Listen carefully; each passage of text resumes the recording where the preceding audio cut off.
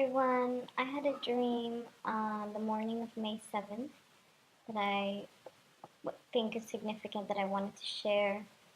I was, in the dream, I was driving a big semi truck. I was very upset. I was crying uncontrollably, and it really looked like I just wanted to stop driving and escape.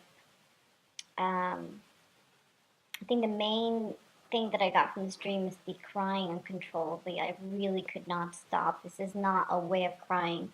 This is not the way I cry, just where it's just non-stop, almost like a child would cry when they're in a lot of pain and they can't stop. It's just very, very painful. Just non-stop, absolutely no break in between. The sobbing, just loud, just full on. This is not the way an adult cries at all. Definitely not the way I cry. So I found a parking garage in the dream and I quickly parked the truck. It felt like I wanted to do it quickly so I could run away from the people that were approaching. It felt like I was on a mission, but I was so upset with all this crying that I just wanted to stop. I felt very strong physically, like I knew I could jump down from the truck easily and could possibly run away really fast if I wanted to get away.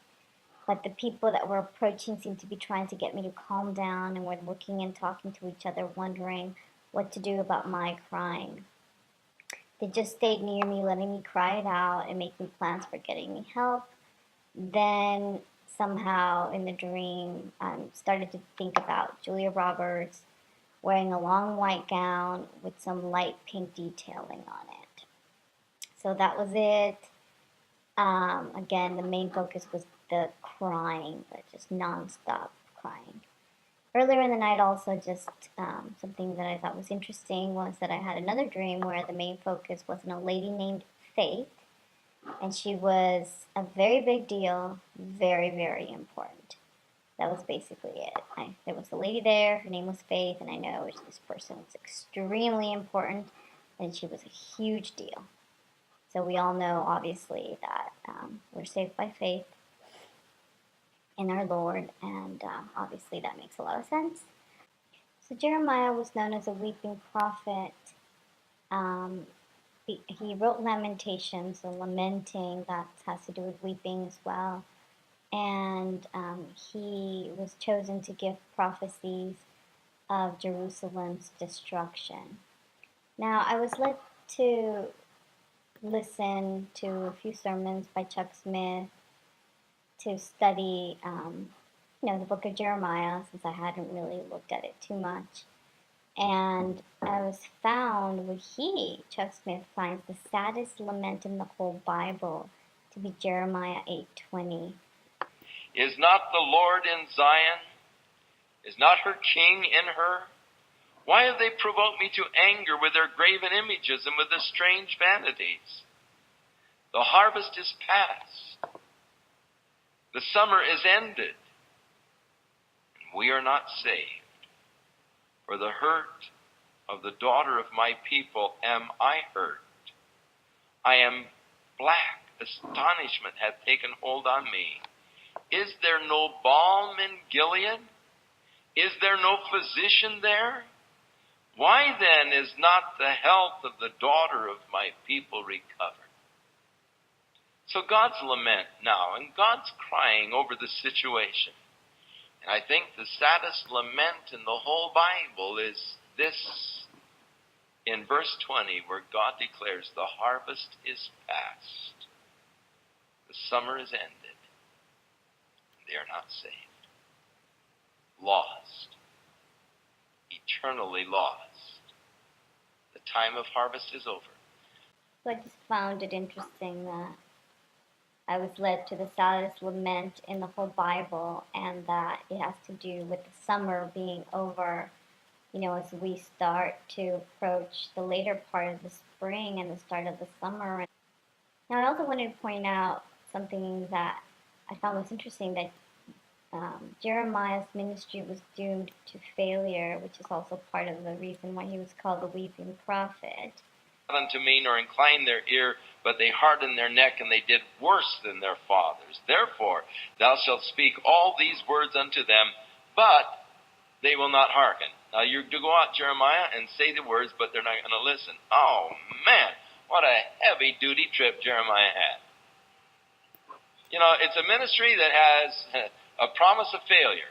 Though the ministry was destined for failure from the beginning, yet it was a necessary ministry that God required of Jeremiah, and because Jeremiah was faithful and obedient, God blessed Jeremiah as his instrument, though there was to be no success come from his ministry. Now, I found it interesting that he mentioned that Jeremiah had a heavy-duty trip, because that brought me back to the symbolism of the semi-truck that I was driving, and that's a heavy-duty vehicle. And then finally in chapter 8, verse 3, there's a reference to Masada. And I just thought I'd mention that because Amanda Christian recently had a vision of Masada. And death shall be chosen rather than life by the residue of them that remain in this evil family, which remain in all of the places whither I have driven them, saith the Lord of hosts. But this verse 3 is interesting to me. Death shall be chosen rather than life by the residue of them that remain of this evil family. And the last of the Jews to hold out against the Roman government were in Masada. And this was a prophecy fulfilled as they chose death rather than life and committed mass suicide at Masada rather than to be taken by the Romans. And so that was the final residue of those that remained.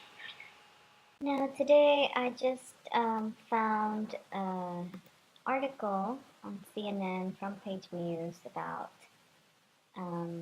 this haystacks painting selling for $110.7 million. It's an auction record. There's like a 7-Eleven embedded in that price, and it's from a series of paintings, the 9th most expensive ever to sell at auction. These are haystacks, so these paintings, haystacks, are all about haystacks, and it's a series of stacks of harvested wheat.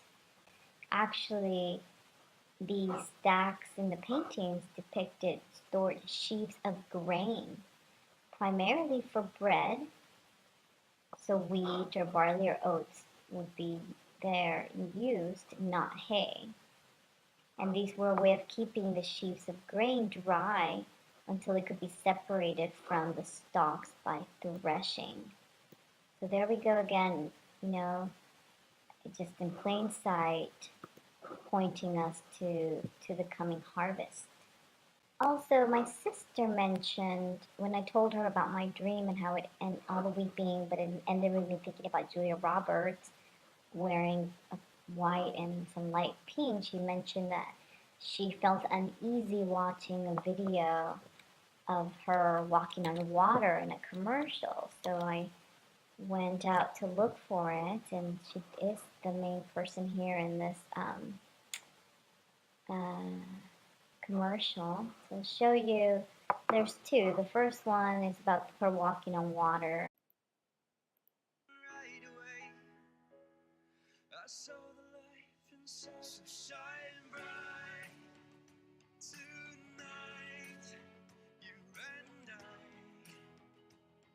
we're beautiful like diamonds in the sky. In a world full of diktats and conventions, could there be another way?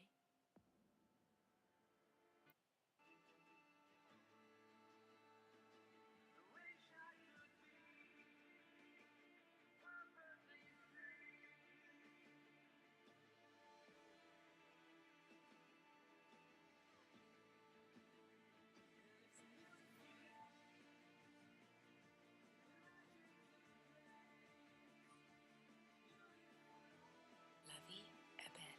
So there's obviously in the commercials the theme of light and darkness. Everyone's wearing black, she's wearing white, she's walking on water, she's breaking chains, and also, the name of her, and her name herself is pointing possibly to July, summer time frame.